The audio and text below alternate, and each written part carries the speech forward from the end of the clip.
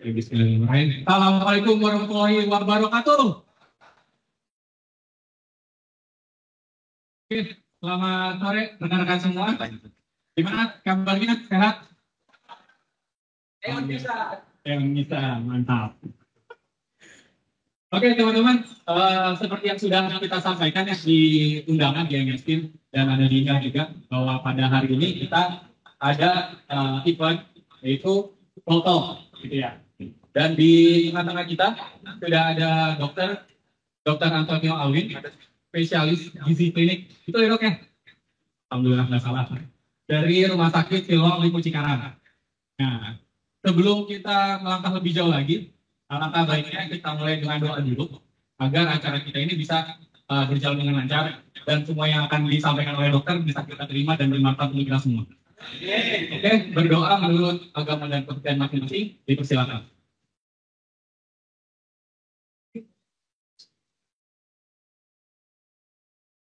Ini selesai.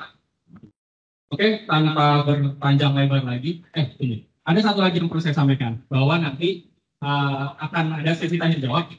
Nah, untuk yang berani bertanya, nanti akan ada hadiah. Jadi tolong disimak baik-baik, biar ada yang mau ditanyakan gitu ya. Nanti bisa langsung ditanyakan dan akan ada hadiahnya. Baik. Maupun nanti dari rumah sakit. Oke, untuk waktu dan tempat kami persilakan, dokter.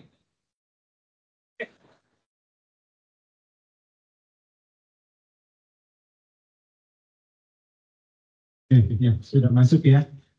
Ya, selamat sore semuanya.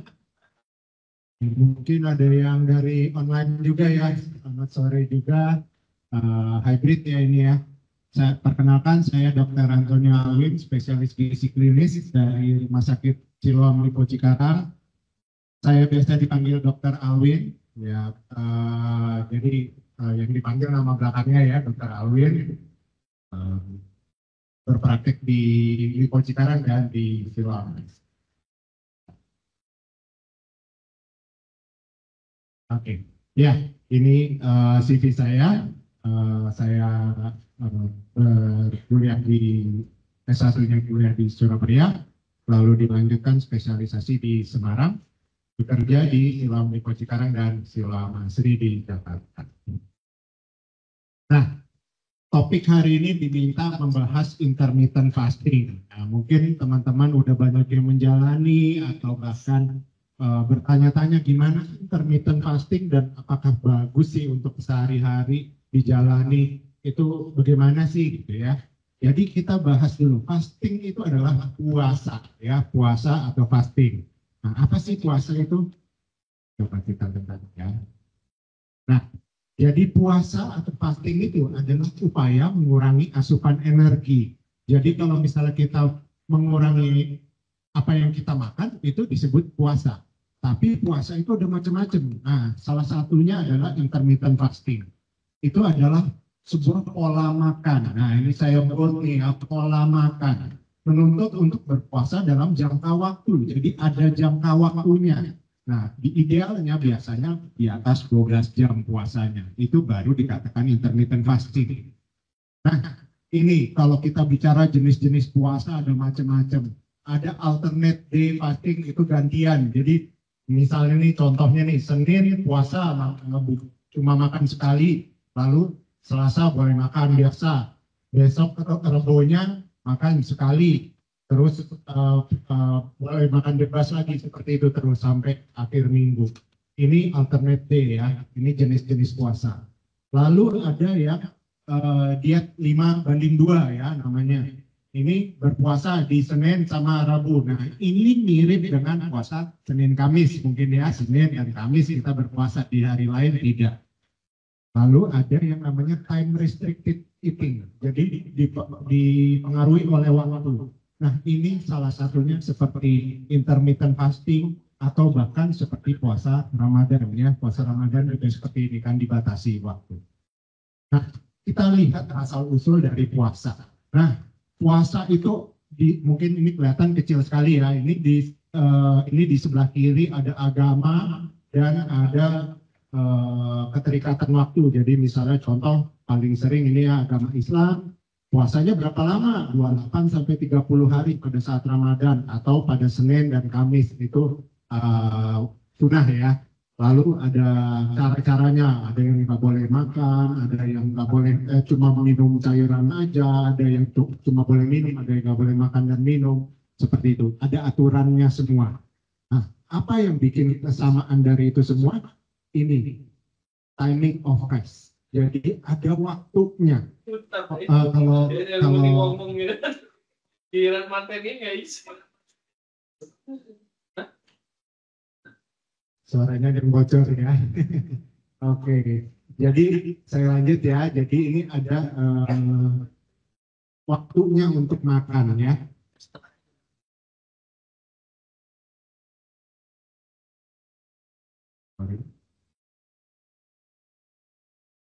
Saya boleh minta kontrolnya. Ke bawah.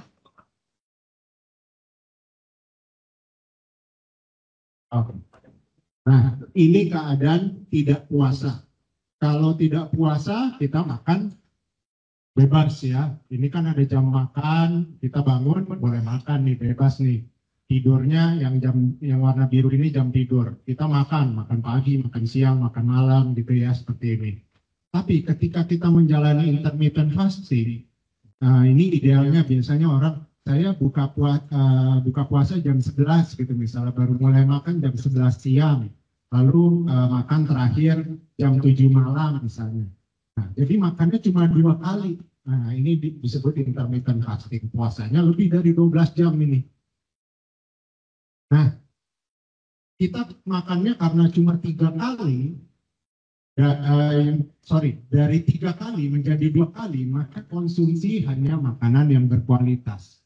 Jadi kalau bisa kita berkualitas. Kadang ada orang bilang intermittent fasting enak, makan boleh bebas sembarangan apa aja, yang penting di jam makannya, jendela makan kita bebas makan apa. Itu tidak sepenuhnya betul.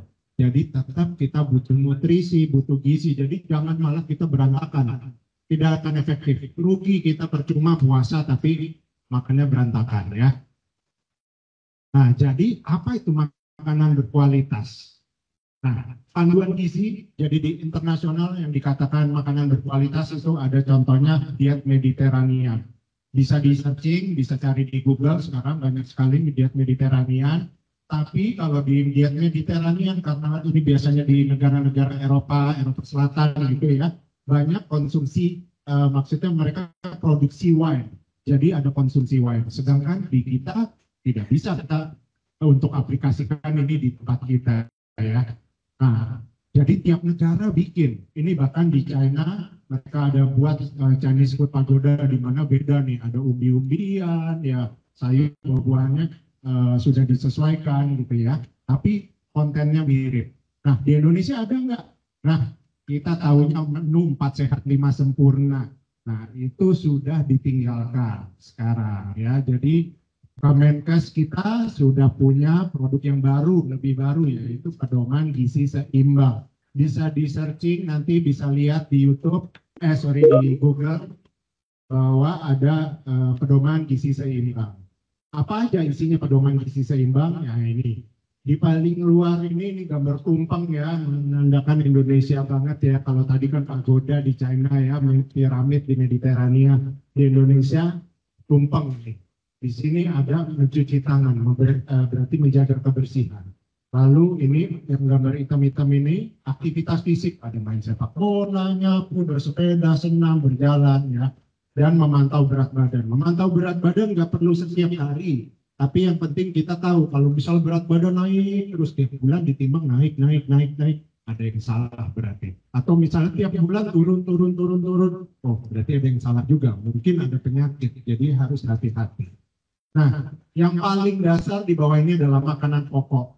Makanan pokok di sini sudah disesuaikan. Indonesia suka makan nasi, silakan. Ada daerah yang makannya sagu, silakan. Ada yang makan singkong, jagung, talas. Ini juga sumber makanan pokok. Di lantai atasnya yang lebih sedikit lagi ada sayuran dan buah-buahan mengandung serat. Lalu di atasnya lagi sumber protein. Sumber protein juga penting. Nah, di sini ada susu nih. Susu jadi dimasukkan ke dalam sumber protein dan tidak wajib. Jadi kalau misalnya tidak minum susu nggak masalah. Yang penting protein lainnya juga harus masuk. Protein hewani sepertinya ikan, dari ayam gitu ya, daging, tahu tempe dari nabati itu juga perlu. Dan yang paling perlu dibatasi adalah gula, garam, dan minyak. Itu harus dibatasi. Nah, dan di sini ada tambahan minum air putih paling tidak 8 gelas per hari.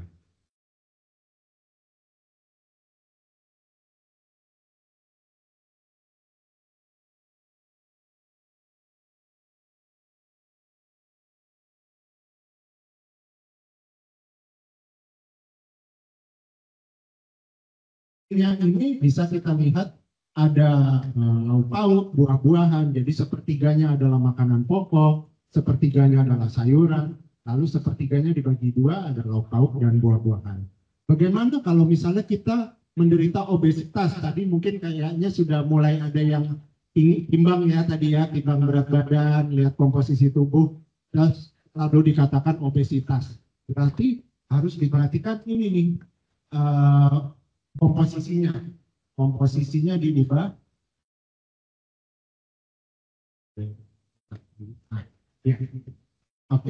Komposisinya berarti ini setengahnya adalah sayuran atau serat, lalu seperempatnya adalah sumber protein atau lauk, lalu seperempatnya lagi adalah karbohidrat.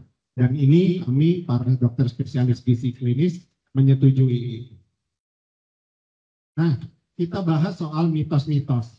Puasa dapat membuat badan lemas, itu adalah mitos. Jadi ada penelitian, bahkan ini terjadi ya, ini ada suatu kasus seorang namanya Angus Barbieri di Skotlandia. Dia melakukan puasa di usianya dia 27 tahun. Dia tidak makan sama sekali selama 382 hari. Jadi sahurnya sekarang, buka puasanya 2 tahun lagi ya 1 tahun lebih ya, jadi lama tuh ya buka puasanya. Jadi dia hanya konsumsi kopi, teh, dan soda yang tanpa gula, tapi dengan pengawasan ketat dari dokter. Jadi dicek lab rutin, dicek kesehatannya rutin. Ternyata dia bisa turun berat badan 125 kg selama menjalani puasa dan tidak ada keluhan lemas sama sekali. Dia merasa bisa menjalani hari-harinya dengan baik, tidak ada masalah. Tapi bukan berarti kita harus meniru. Kenapa? Karena si Angus ini adalah orang terberat pada saat itu. Apabila dia tidak melakukan turun berat badan seketika, dia bisa kapanpun kena serangan jantung dan meninggal. Jadi dokter-dokter memutuskan harus diet ekstrim. Karena bisa antara dua, antara dia meninggal karena jantung atau meninggal karena diet ekstrimnya. Tapi setidaknya kalau dia melakukan diet ekstrim dipantau oleh dokter, oke lah, aman. Selama kita pantau, kita jaga jangan sampai terjadi segala sesuatu. Apabila terjadi segala sesuatu maka dihentikan dietnya. Jadi ternyata bisa turun dan sehat. Walaupun usianya hanya meninggal di usia 51 tahun, tapi itu sudah jauh dari saat dia berpuasa. Mungkin kalau dia tidak melakukan puasa itu, umurnya tidak akan sampai ke 51. Jadi bukan berarti harus ditiru, tapi kadang orang bilang, saya nggak kuat puasa terus saya nggak bisa deh saya puasa. Belum tentu. Jadi itu kadang secara psikis juga Nah, pada saat puasa apakah boleh berolahraga? Boleh.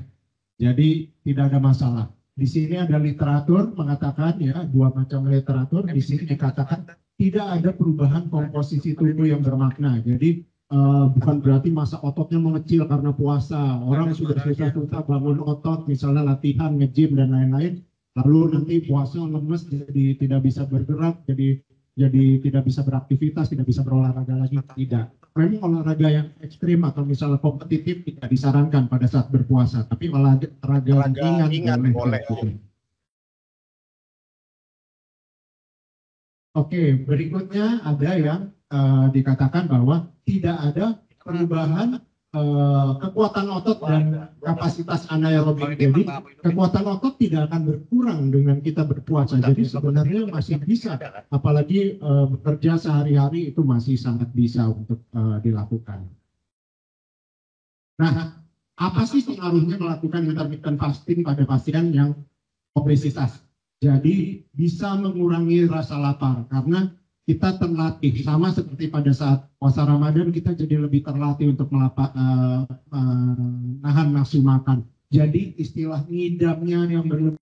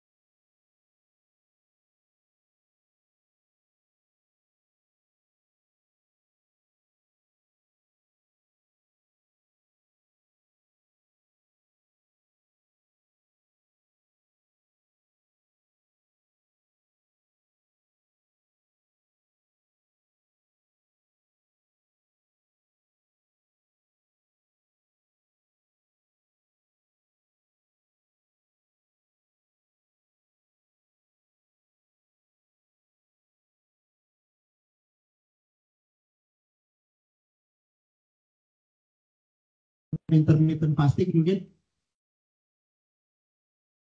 ada mungkin atau menjalani sendiri aja gitu dengar-dengar. Karena sekarang kan info banyak banget tuh bisa didengar dari media sosial banyak sekali ya, dari TikTok, Instagram itu kita swipe sedikit aja udah dapet info banyak banget soal itu. Apalagi kalau kita sekali cari diet, udah muncul semua langsung. Berikutnya kontennya itu semua. Yang si A bilang ini, si B bilang ini, semuanya beda-beda gitu ya.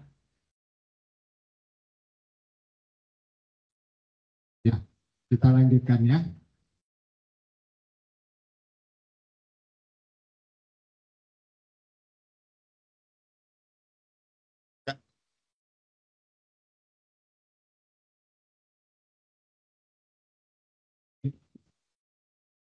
Oke, ya.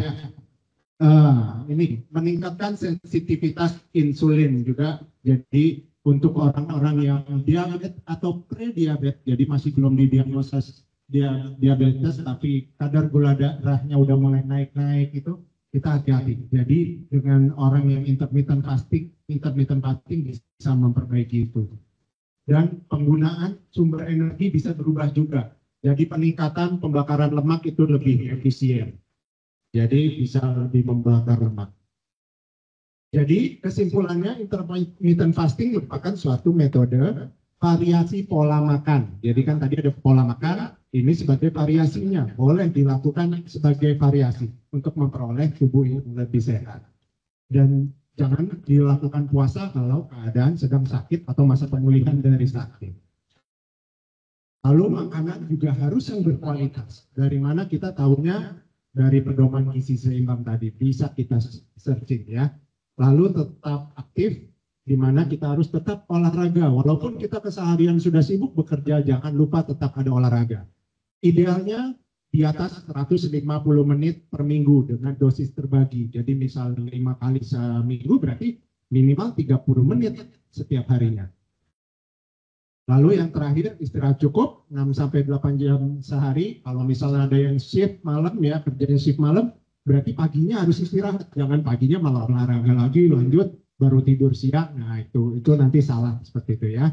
Lalu tetap terhidrasi. Untuk konsumsi air rata-rata manusia 1,5 sampai 2 liter per hari. Tapi kalau untuk cuaca panas, kerja berat gitu, maka asupan air harus lebih banyak. Air putih. Bebas mau air dingin, mau air panas, jangan air panas, air hangat aja ya.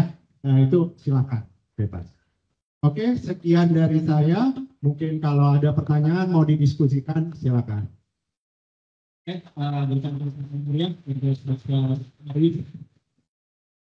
Oke, teman-teman berikutnya ada yang ingin bertanya secara offline dari sini?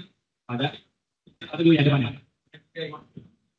Silakan sebutkan nama, tanggal lahir, hobi.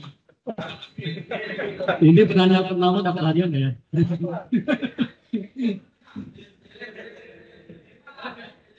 Nama saya Jairus Nadi, umur 37 tahun. Saya punya beberapa teman. yang tadinya obesitas kemudian melakukan intermittent yang seperti ini.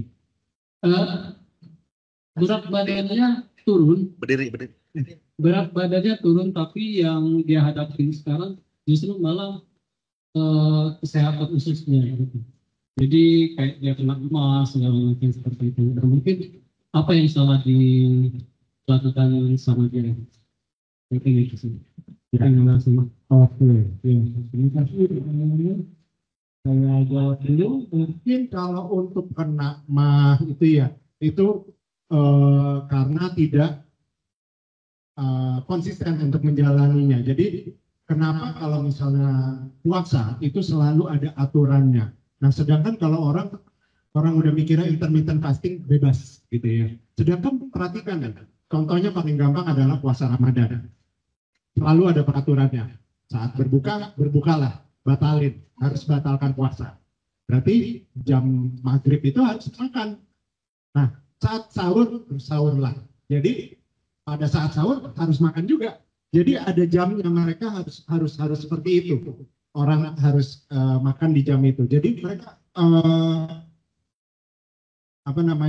selalu jamnya yang sama, rutin. Nah, ketika orang intermittent fasting, mereka menamakannya intermittent fasting. Bebas, saya mau hari ini mau mulai dari jam 11, terus besok jam 11 belum bisa makan, nanti deh jam 2 gitu. Geser terus, berubah terus. Tubuhnya bingung, suatu saat tubuhnya protes. Ini gimana sih, maunya gimana gitu, ganti-ganti terus. Akhirnya muncullah penyakit tersebut. Apalagi kalau ditambah kita bekerjanya juga mungkin stres bertambah, atau pekerjaan sedang bertambah, atau lagi sedang ada masalah, itu memicu asam lambung juga meningkat. Kurang istirahat juga berpengaruh. Jadi itu faktornya banyak.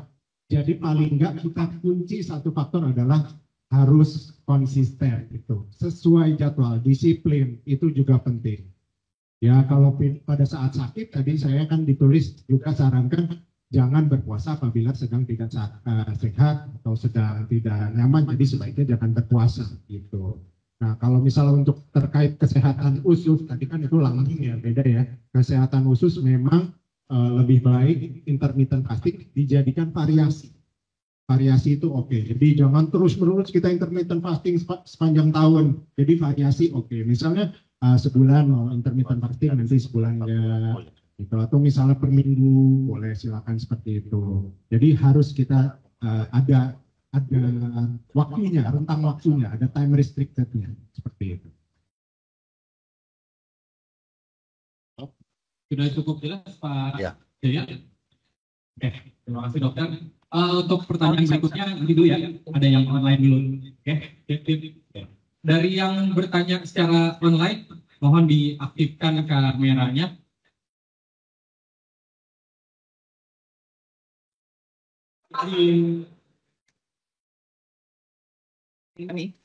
Kalau suaranya kedengaran nggak, Mas? Jelas. Silakan. Kedengaran? Oke. Pertanyaannya kan intermittent. Apa nih, kita mau ini dulu. Oke. Pertanyaannya kan intermittent fasting itu ada yang 12 jam, 14 jam, 16 jam, 20 jam. Nah, Dok, gimana caranya kita menentukan untuk awal nih, kira-kira kita perlu mulai intermittent fasting itu dari yang berapa jam dulu, terus kapan kita bisa mulai menaikkan jam fastingnya? Itu mungkin pertanyaannya. Oke, ya bagus pertanyaannya. Sebenarnya sifat aja. Jadi yang penting adalah bertahap. Kita coba bisa dari 16-8 dulu. Jadi 8 jam makan, 16 jam puasa. Mungkin kita coba seperti itu dulu. Nanti bisa naik ke 18-6. Lalu bisa jadi ke 24, itu silakan. Jadi saya tetap menyarankan seperti itu. Nah, di jam puasa tersebut juga harus ada jam buka puasa sama jam sahurnya. Itu kita yang menentukan. Jadi sebenarnya bebas, memang lebih bebas. Kita tidak terkait harus jam segini puasanya, harus jam segini bukanya. Kita bebas menentukan, tapi harus konsisten. Konsisten itu berarti misalnya saya buka puasanya pagi jam 7. Terus habis itu misalnya saya mau yang 8 jam, berarti saya terakhir makan jam 3 sore. Gitu ya. Udah kita konsisten terus segitu. Nanti suatu saat misalnya, udah mulai gampang nih buat saya sudah mulai terbiasa. Saya mau tambah misalnya, saya jadi cuma 6 jam. Jadi misalnya tetap misalnya jam 7 awal buka puasa tuh, jam 7 pagi. Terus habis gitu berarti sekitar jam 1 ya, berarti jam 1 baru makan terakhir. Ya seperti itu, nanti kita bisa majukan. Memang yang biasanya sampai yang ekstrim itu bisa melakukan OMAD atau 1 meal a day. 1 meal a day itu berarti dia cuma makan 1 kali dalam sehari. Jadi makan besar 1 kali sehari. Saya tidak merekomendasikan ini untuk dilakukan terus-menerus karena bisa terjadi malnutrisi. Walaupun badan tetap gemuk, tapi kekurangan protein, kekurangan mikronutrien itu malah tidak bagus kalau dilakukan terus-menerus. Gitu. Oke, Ibu Nurul sudah cukup jelas ya penjelasan Dr. Awin ya. Masa pertanyaannya bebas atau Oke. Boleh nanya lagi nggak? Tambahan. Ya, dipersilakan. Ketika sedang puasa, apakah itu kita harus ketika sedang jam makan, apakah kita harus memperhatikan juga kalorinya atau bisa bebas tapi yang penting di jam itu aja? Oke, ini kayaknya titipan pertanyaan di satu kantor ya, ini semua udah di list, jadi korbannya Bu Nurul. Oke, ya jadi kalau misalnya untuk kalori, ya memang kita harus tetap perhatikan ya jumlah kalorinya. Tapi kalau kita merestriksi jam makan, otomatis restriksi kalori juga sudah terjadi. Jadi perhatikan komposisinya harus yang bagus, jadi proteinnya harus diperhatikan. Jadi pada saat buka puasa jangan cuma nyemil kerupuk aja gitu, kalorinya lebih juga nanti tapi nggak kenyang, yang ada malah itu tadi malah jatuh sakit mah tadi jadinya, jadi akan muter di situ. Jadi tetap harus makannya gizi yang seimbang, tetap ada karbohidrat, ada protein, ada serat, ada jam sahur sama jam buka puasanya. Di antaranya mau ada snack, misalnya mau makan buah, silakan. Jadi seperti itu kira-kira. Jadi harus kita tetap makanan yang bagus. Jangan kita isi dengan makanya buka dengan nasi goreng, lalu tutupnya dengan mie gitu ya, mie baso gitu. Jadi karbohidrat semua, proteinnya sedikit sekali. Seratnya hampir tidak ada. Itu sayang sekali. Nanti malah jadi gangguan sulit buang air besar dan lain-lain. Oke, terima kasih dokter. Sama-sama. Terima kasih dokter, terima kasih Mbak Nurul. Oke, yang berikutnya pertanyaan offline tadi ada. Jadi ada yang belakang dulu ya, maaf ya Pak ya. Silakan. Sama. Yang Pak status.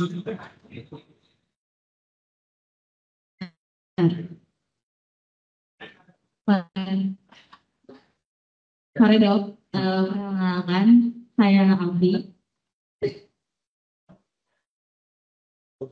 Ini saya mau tanya terkait intermittent ini.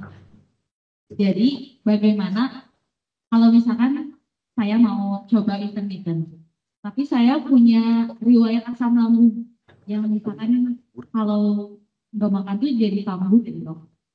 Nah, bagaimana metode apa yang cocok gitu? Misalkan ya metode apa yang cocok? Terus sama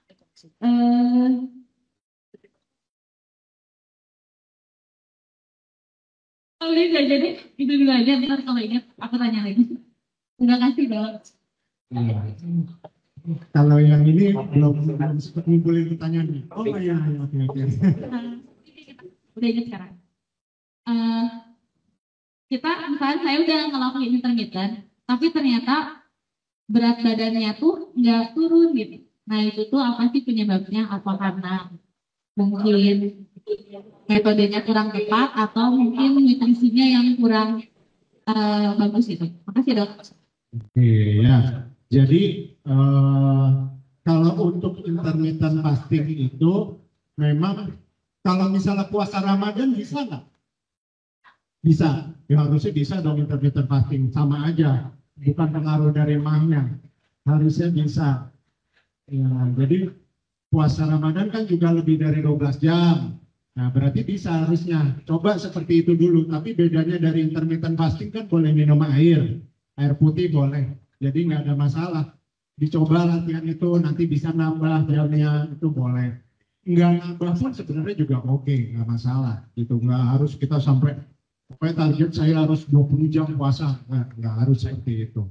Terus kalau untuk intermittent fasting sudah melakukan berat badannya nggak turun, yang salah di mana? Tadi salah satu salah makanannya, pilih makanannya salah. Ya misalnya cuma nyemil aja, nyemil gitu. Itu juga nggak benar. Jadi harus tetap makan yang utuh tadi ya, yang saya bilang harus imbang. Itu satu. Atau dua, orang sudah melakukan intermittent fasting sepanjang tahun misalnya. Saya udah intermittent fasting panjang tahun. Berat badan saya udah turun 10 kilo. Tapi 2-3 bulan terakhir berat badan saya tetap segitu, nggak bisa turun lagi, udah stuck loh. Nah itu gimana? Kalau saya sarankan berhenti dulu intermittent fastingnya, jangan diterusin. Jadi jangan intermittent fasting dulu, perhatikan makanannya dulu, asupannya dulu, karena tubuh kita itu pintar adaptasi. Ketika sudah intermittent fasting terus menerus, tubuh kita akan mikir, oh ini nih polanya. Ya udah, kita ikutin nih cara mainnya si bos seperti ini, gitu ya. Jadi nanti kita berhenti dulu intermittent fasting, otomatis metabolisme tubuh akan kembali lagi. Oh, kok beda lagi nih? Ayo kita sesuaikan lagi. Dan olahraga juga tetap. Jadi kadang ada orang mengandalkan intermittent fasting, menganggap intermittent fasting itu adalah sakti ya, itu adalah kunci. Jadi melupakan olahraga. Olahraga tetap penting harus dilakukan. Nah, saya boleh saran kalau misalnya untuk olahraga dilakukan pada saat mau berbuka. Itu lebih ideal untuk membakar lemak. Jadi pada saat mau berbuka kita olahraga, dan jangan olahraga berat ya, jangan olahraga kompetitif. Jadi olahraga yang ada skornya itu jangan kita lakukan. Ada skornya, bulu tangkis, sepak bola, ada apalagi voli, bermacam-macam ya, itu yang ada skornya semua, ada nilainya, itu jangan. Jadi olahraga misalnya jogging, jalan cepat, bersepeda, itu yang paling bisa dilakukan sebelum berbuka puasa, seperti itu. Oke, terima kasih dokter. Cukup jelas ya? Nggak lebih ya? Oke. Yang berikutnya dari online dulu ya Ibu ya. Dari online dari Bapak Haikal. Ya, bacain aja. Oke, saya bacakan dok. Apakah intermittent fasting tetap bisa dilakukan untuk yang punya jadwal kerja nggak teratur atau kerja shift malam? Oke, ya. Bagus pertanyaannya. Jadi untuk yang punya kerja shift malam, otomatis memiliki beban yang lebih. Beban itu maksudnya beban stresor pada tubuh. Otomatis si tubuh ini kerja lembur. Nah kalau misalnya masih diberikan puasa, kasihan tubuhnya. Suatu saat nggak kuat akan jatuh sakit. Jadi saya tidak menyarankan melakukan intermittent fasting pada orang yang kerja shift, apalagi ganti-ganti. Hari ini shift pagi, besok shift pagi, besoknya lagi shift malam, terus kosong libur, besoknya shift malam lagi, kosong lagi libur. Seperti itu terus, itu nanti kasihan tubuhnya kalau kita masih harus intermittent fasting. Jadi lebih baik kita tetap menjaga makan harus 3 kali sehari. Nah, bedanya adalah waktunya yang dipindah, digeser. Pada saat kita bangun tidur itu sarapan, jadi selalu kita anggapnya bangun tidur itu sarapan. Berarti kalau misalnya kita tidurnya di balik pagi, berarti siang sarapannya. Sore gitu ya, kan kita tidur dari pagi sampai sore kalau misalnya shift malam ya. Jadi kalau dokter kan juga ada shift malam, jadi kita kira-kira juga tahu ya. Jadi kalau misalnya pagi tidurnya, bangunnya sore, itu berarti sarapan kita. Sarapan, lalu makan siangnya itu berarti di malam hari, lalu makan malamnya di pagi hari. Itu lalu habis itu kita istirahat tidur. Kira-kira seperti itu. Nanti ketika shift pagi ya dibalik lagi gitu, seperti biasa. Mungkin seperti itu. Oke, terima kasih dok untuk penjelasannya. Untuk yang berikutnya, pertanyaan offline dulu ya.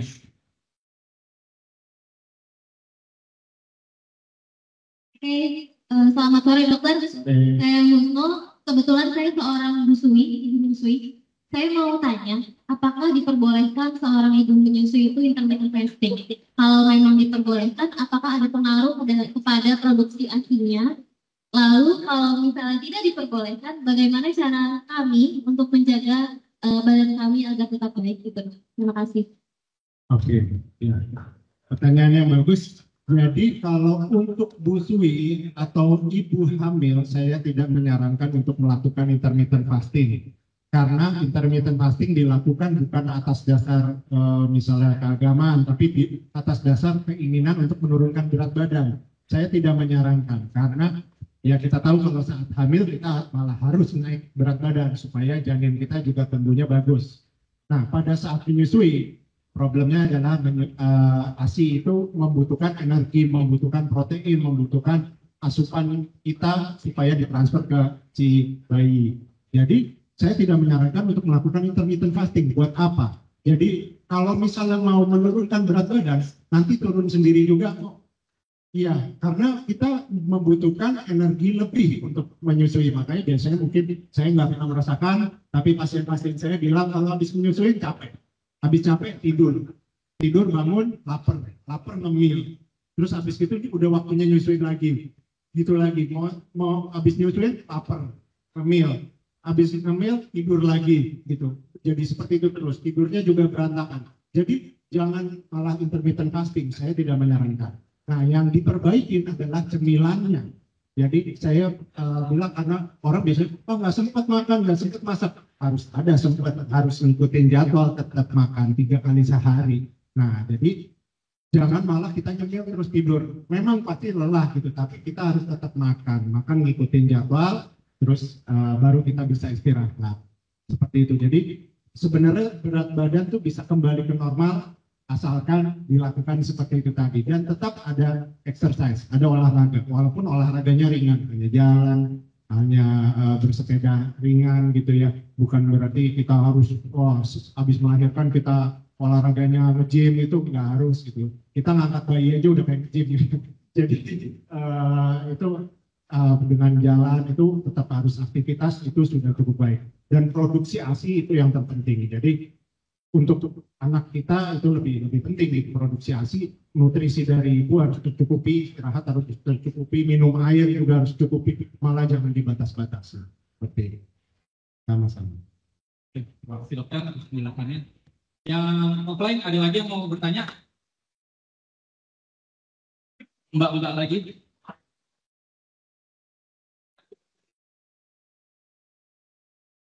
Selamat sore dok, nama saya Ratna.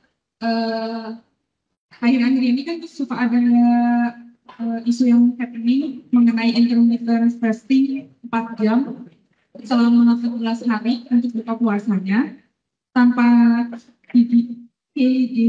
karbo, gula, dan buah. Karena ternyata dari buah itu ada gulanya. Nah, itu dari isu tersebut katanya untuk mengaktifkan insulin. Apakah itu benar? Dan apakah itu bisa diaplikasikan untuk semua usia? Terima kasih, dok. Ya, jadi begini. Memang gula itu kalau masuk ke dalam tubuh, insulin akan naik. Nah, masalahnya insulin sebenarnya tidak perlu diaktifasi. Justru kalau misalnya dia insulin terus-terusan diaktifasi, lama-lama terjadi resistensi insulin. Resistensi insulin terjadi setelah itu terus-menerus akan jadi diabetes. Jadi malah jangan kita pancing itu si insulin naik. Tapi insulin itu sebenarnya perlu tetap. Memang insulin itu sehari-hari naik turun di dalam tubuh kita. Tapi kita harus jaga itu. Makanya kalau misalnya tadi puasanya misalnya yang 24 berarti ya, 20 dan 4 jam berbuka, tetap harus ada makan 2 kali misalnya. Saat berbuka sama saat sahur.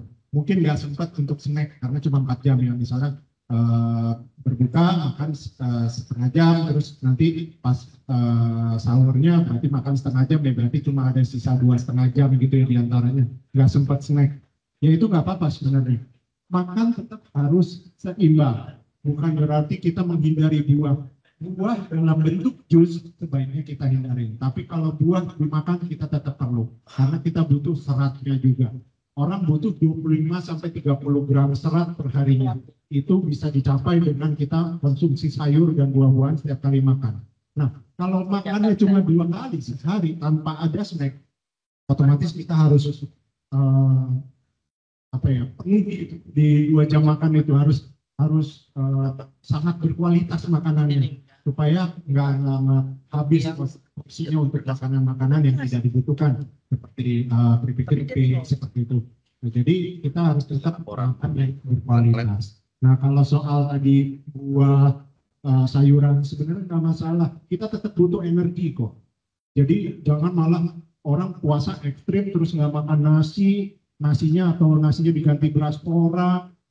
Jadi ekstrim, terlalu ekstrim gitu. Berpuasa udah berpuasa nanti beras porang, ditambah nggak makan buah, nggak makan sayur-sayuran sama sekali. Nah itu nanti akan malah jatuh sakit.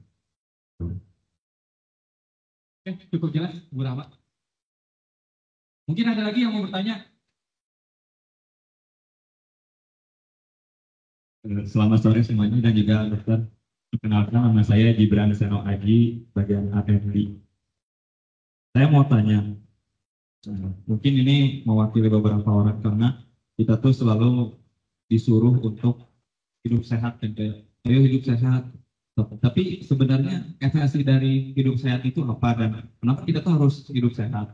Dan juga fungsi utama dari seseorang yang sehat itu apa? Dan pertanyaan yang kedua itu, indikator seseorang bisa dikatakan sehat tanpa pergi ke dokter itu gimana, dok? Apakah dengan badannya yang ideal atau bagaimana? Karena dari dulu saya selalu mendengar kalau orang yang kelebihan berat badan, ketika saya suruh misalkan, lu diet dong, tapi dia bilang apa-apa yang penting gua sehat. Itu aja sih, dok.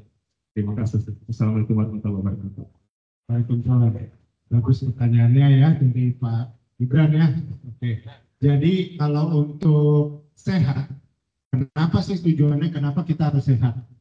Ada yang tujuannya jangka pendek. Sehat tuh maksudnya biar tampil sehat, masuk di foto bagus gitu ya, enak di foto enak, masuk media sosial bagus. Ada yang tujuannya cuma begitu. Tapi ada yang tujuannya jangka panjang. Kenapa? Misalnya saya ingin lihat anak saya lulus sampai besar, sampai menikah, punya cucu, saya masih mau main sama cucu. Kadang kita nggak kepikiran sampai sana. Mungkin Bapak Ibu sekalian pernah melihat ada orang tua, mungkin orang tua kita gitu ya, usia 70 tahun atau 80 tahun, kita lihat. Ada yang temannya itu masih bisa berkendara sendiri, mungkin ke pasar, belanja, bawa barang belanjanya sendiri, pulang, masih bisa masak gitu ya. Ada yang seperti itu, bisa mandiri. Tapi ada yang sebaya dengan dia, tapi pakai baju mesti dibantu, ke kamar mandi mesti jalan, gampang tersandung, gampang jatuh patah tulang, dibawa ke rumah sakit, dirawat inap, begitu terus siklusnya. Nah, kita tidak mau jadi orang tua yang seperti itu namanya renta, jadi frail ya, nama bahasa Inggrisnya frail. Jadi kita tidak mau orang tua yang menjadi lansia yang seperti itu. Jadi yang dicari adalah kualitas hidup. Jadi kalau misalnya kita bicara obesitas, oke, saya obesitas tapi saya sehat. Tunggu dulu, harus cek. Makanya ada rutin medical check up.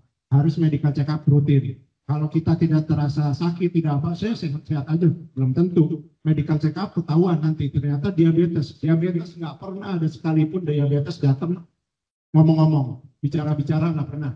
Pasti langsung tiba-tiba lo diabetes tiba-tiba. Nggak ada yang datang pakai permisi dulu. Jadi dicek ternyata diabetes, orang udah kaget, saya diabetes. Dan biasanya kalau orang sudah diabetes berarti dia sudah pre-diabetes dari sejak sebelumnya. Jadi hati-hati kalau kita bilang kita obesitas tapi kita sehat, harus dicek juga. Dan sebaiknya obesitas itu kan memang sekarang sudah dikatakan penyakit, tapi kita anggap aja itu faktor resiko. Saya sudah obesitas, kemungkinan besar saya sudah ada penyakit yang lainnya. Jadi harus lebih hati-hati. Anggap itu lampu kuning buat saya. Tapi ketika saya berat badannya normal, bukan berarti saya terbebas dari penyakit. Enggak juga. Ada ya beberapa penyakit orang berat badan normal bisa terkena gitu ya. Sama seperti misalnya kita nyetir udah hati-hati, ternyata ditabrak dari belakangnya. Kita mau gimana? Jadi kita yang penting kita udah hati-hati nyetirnya. Kalau misalnya ternyata ditabrak dari belakang ya memang nasibnya gitu ya. Mungkin kira-kira seperti itu.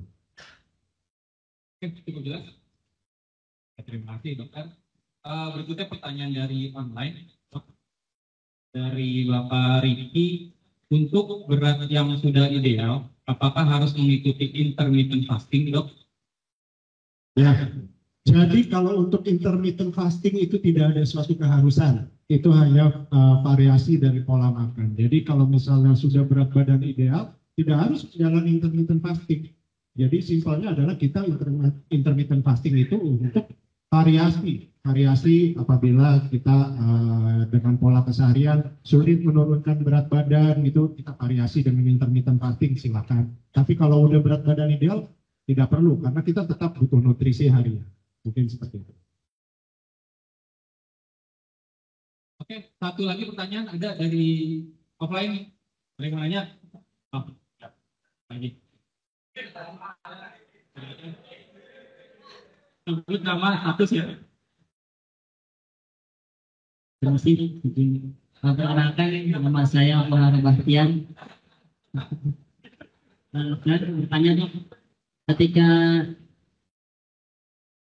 kita ingin mengurangi berat badan, tapi kita tidak menggunakan cara berpuasa, tapi dengan cara mengonsumsi obat penurun berat badan, apakah ada efek yang juga bahayanya gitu? Terima kasih.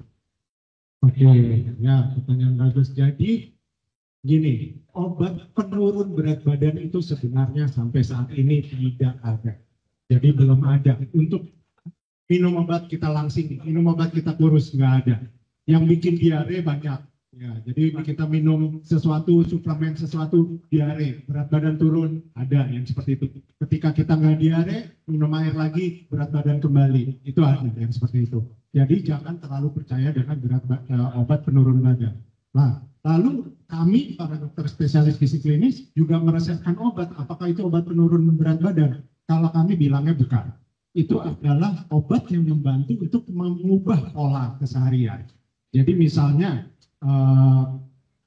orangnya, pasiennya tipenya suka nyemil, saya nggak bisa tahan loh, melihat ada keripik tuh nggak bisa, pasti saya ngambil makan. Jadi itu gimana caranya dok? Kita sudah edukasi, kita sudah panduan polanya, jam makannya harus seperti ini. Tetap saya nggak bisa pasti, saya kalau ada keripik, bahkan saya kalau perlu kalau misalnya jalan ada Indomaret saya berhenti gitu. Kalau misalnya kayak gitu, saya nggak bisa, saya lemas, pusing, dan lain-lain. Misalnya seperti itu. Berarti kita perlu menambahkan obat. Obatnya adalah membantu dia untuk mengurangi rasa ngidamnya itu. Jadi kita berikan obat seperti itu. Tapi obat itu tidak berlaku untuk semua orang.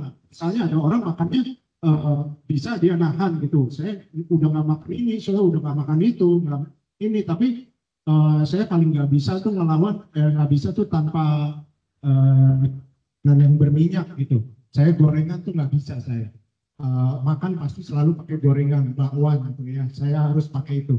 Berarti kita berikan obat yang lain lagi. Nggak bisa kita berikan obat itu karena sebenarnya dia pengendalian makannya bagus, tapi butuh obat yang untuk mengendalikan supaya dia nggak makan gorengan. Itu obatnya lain lagi. Jadi obat itu selalu sesuai kebutuhan dan diberikan diresepkan oleh dokter spesialis gizi. Nah, kalau untuk obat yang kita minum suplemen, lalu suplemen mungkin ya serat masih oke lah. Tapi kalau misalnya udah suplemen bilang ini bisa membuang lemak-lemak yang ada, lalu meningkatkan metabolisme, itu tidak benar, tidak baik untuk dikonsumsi dan malah berbahaya untuk kesehatan.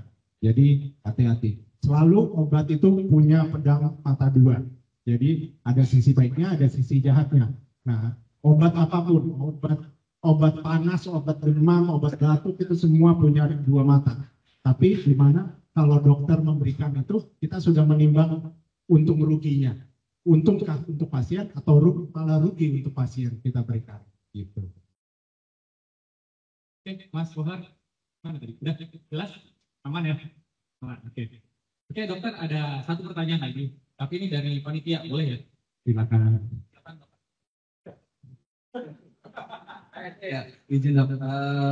Kita sebelumnya aplikasi itu juga ya, kalau kita mau masak sesuatu sayur atau itu buah-buahan, bahwa kita setuju ada kandungan gizi yang hilang. Oke. Nah, sebenarnya pertanyaan saya simpel.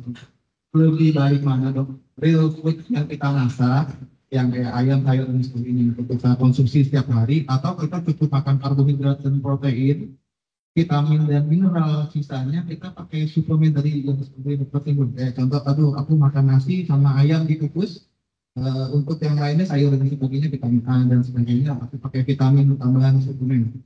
Nah itu lebih baik mana dok? Yang kita benar-benar kita pakai input atau yang tambahan suplemen? Apa aja sih dok? Terima kasih.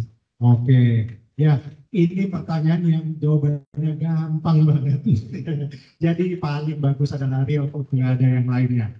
Tetap real food. Kenapa? Karena suplemen itu namanya suplemen diberikan kalau kekurangan.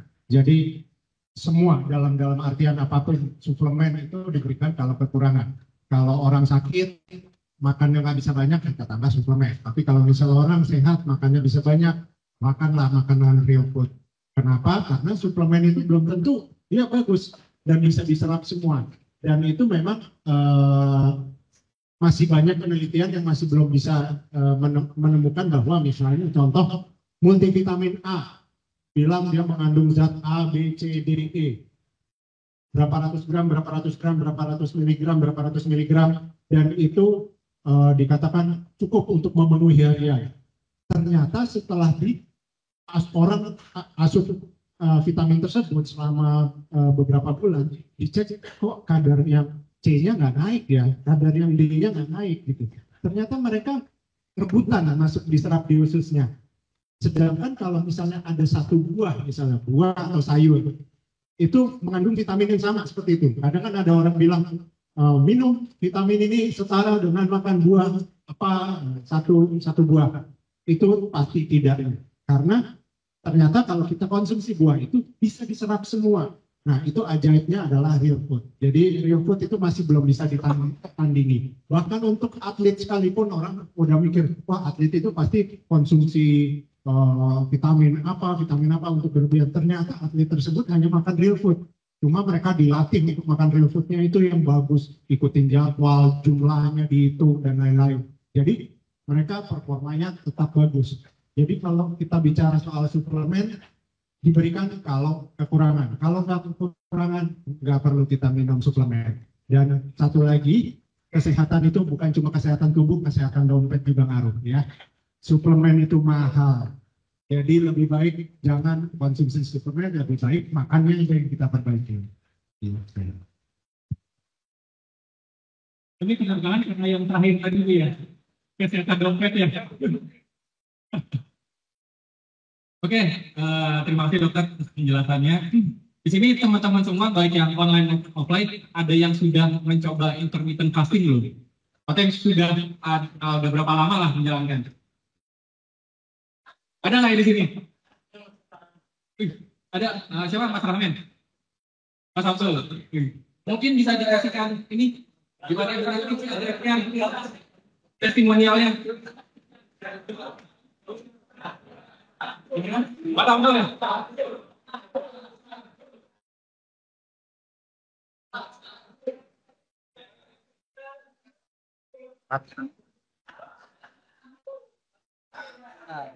Selamat sore Bu, saya Samsul Bahari. Ya, ini sudah hampir 2 bulan sih sebenarnya. Iya, jadi 3 minggu sih. Jadi emang ada sedikit itu sih pas buat saya. Tapi bilang tadi saya, kemudian saya tidur kenapa sekarang jadi kalau sih dokter langsung.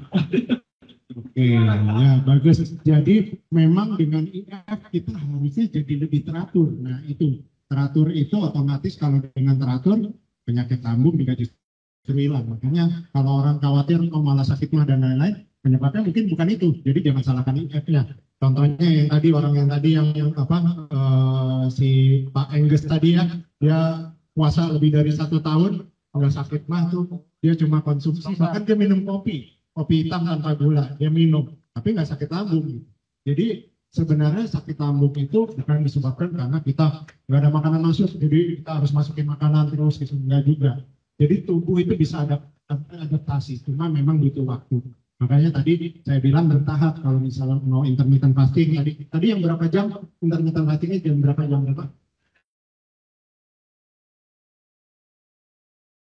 6 pagi sampai oke, itu puasanya. Oke, berarti baru makan malam berarti ya, baru makannya malam. Oke, itu cukup berat kalau gitu seperti itu. Jadi biasanya bertahap itu akan lebih baik. Ya. Mungkin kalau teman-teman ada yang mau coba untuk bertahap, boleh dicoba 18-6 gitu ya, atau 16-8 dulu paling mudah, 16 jam puasa, 8 jam makan gitu ya. Nanti berikutnya bisa dibalik, lalu bisa sampai 24, itu udah saya anggap sih sebenarnya maksimal 24 jam makan. Mungkin seperti itu. Oke, terima kasih dokter. Terima kasih Pak Samsul Bahri. Semoga bisa istiqomah melanjutkan gitu ya, dan bisa berbagi tips buat kita semua. Gitu. Oke dokter, terima kasih atas penyampaiannya. Kemudian dari kami ada sedikit kenangan untuk dokter, mungkin bisa diwakili Pak Sutopo di sini.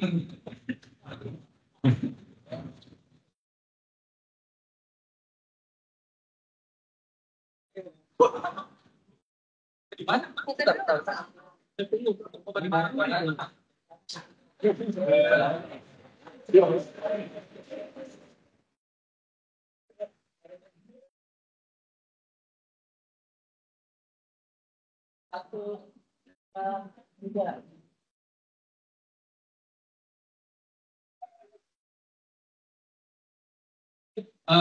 Dengan demikian dari kami ada satu lagi yang mau disampaikan. Dokter saat melihat dulu itu biar nggak sampai. Dari rumah sakit yang disampaikan.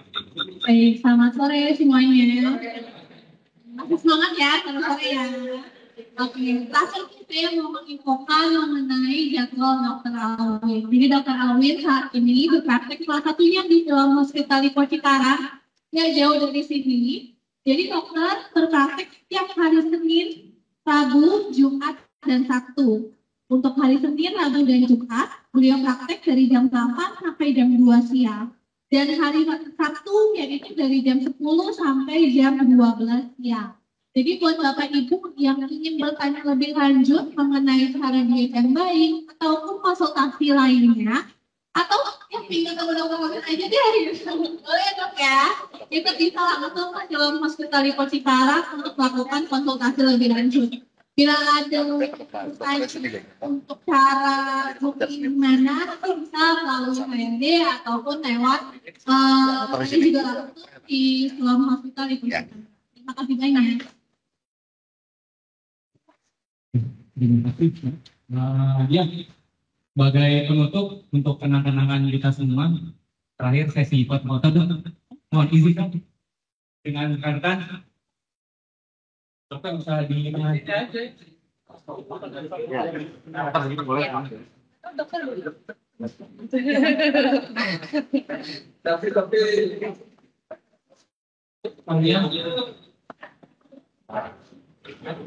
yang depan, yang belakang, yang kelihatan nih. Yang mau majuan di belakang. Yang belakang mungkin sendiri, yang belakang. Yang belakang kelihatan semua. Yang patah nanti. Jangan pakai yang roda Pak Oci, pakai yang losong ntar. Nah iya. Ini dong yang belakang mau mendekat.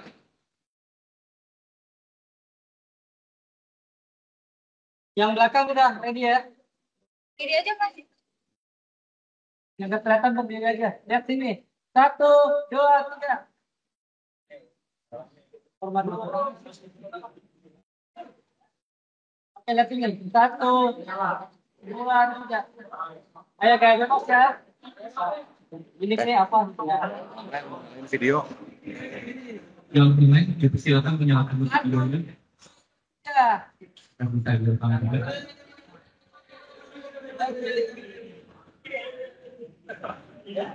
Ya, belum, benar. Ya, ya Mbak, dokter udah nggak apa-apa. Tah, di screenshot tah.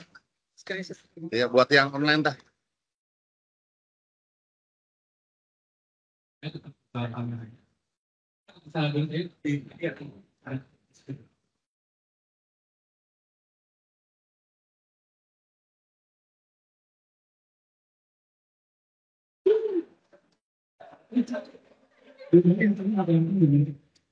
Kapal semua di sini. Di situ udah. Di situ juga. Nggak bisa keluar ya? Gimana caranya ya? Satu.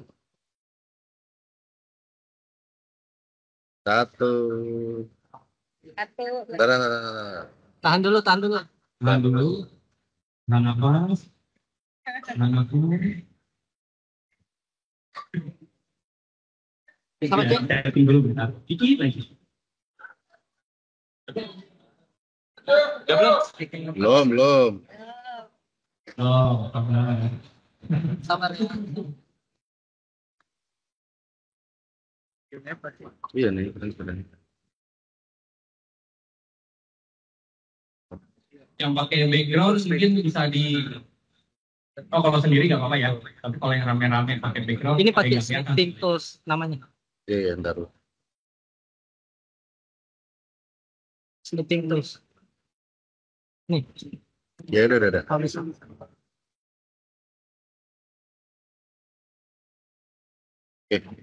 Oke. Dah.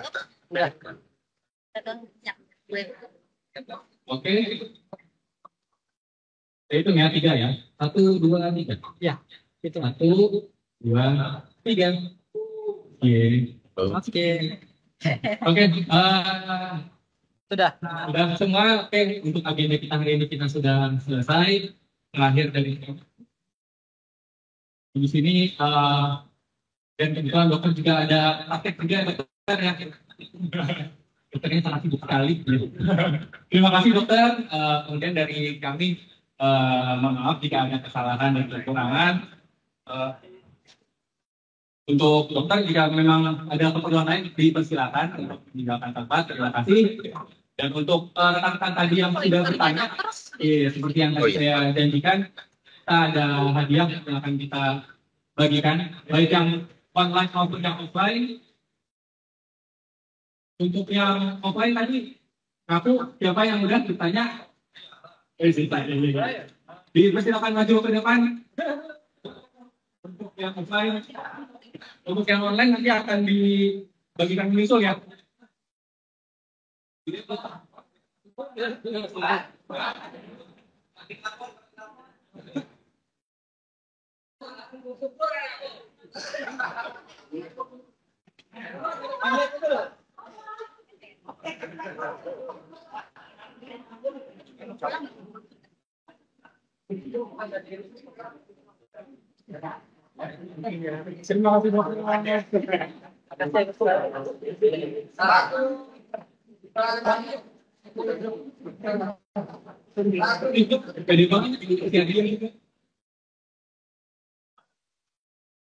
Oke, bentar ya. Ini dari yang pertanyaan pertama tadi Mas Jaya.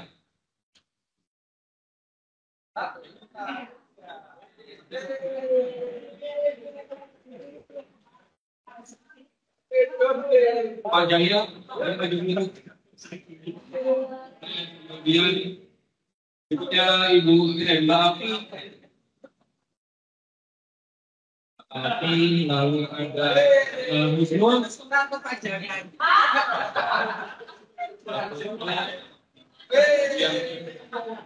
Yang barang.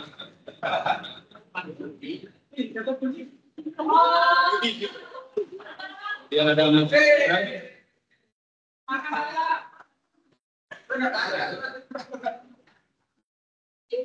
Ibrat dan terakhir Mas Bohar.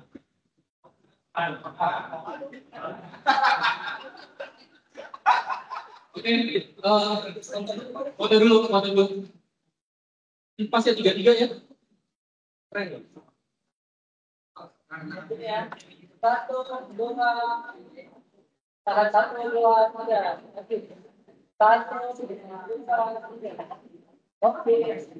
Oke, terima kasih.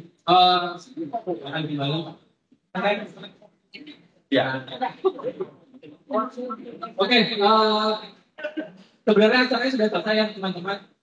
Seperti biasa kalau ada acara ada. Yang mana? Tadi mereka ada di depan. Tadi mereka ada di depan. Kemudian di depan ruang meeting juga ada yang tadi saya sampaikan di castingnya. Ada pengukuran. Ya. Sampai jam 2. bagi yang mau mengukur tadi BMI, masa foto dan lain sebagainya, dari ruang titik.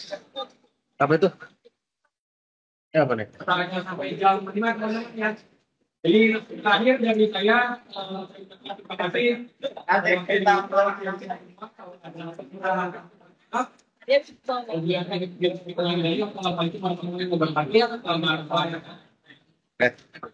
Terima kasih. Mana ini yang di sini? Belum. Bilang terima kasih teman-teman yang online. Nah. Udah ya. Oke. Kita kembali ke ini aja pertengahan. Dulu. Ya kan di sini kan? Iya. Benernya apa sih? Oh, boleh deh satu. Barang alat tools banyak. Terima kasih.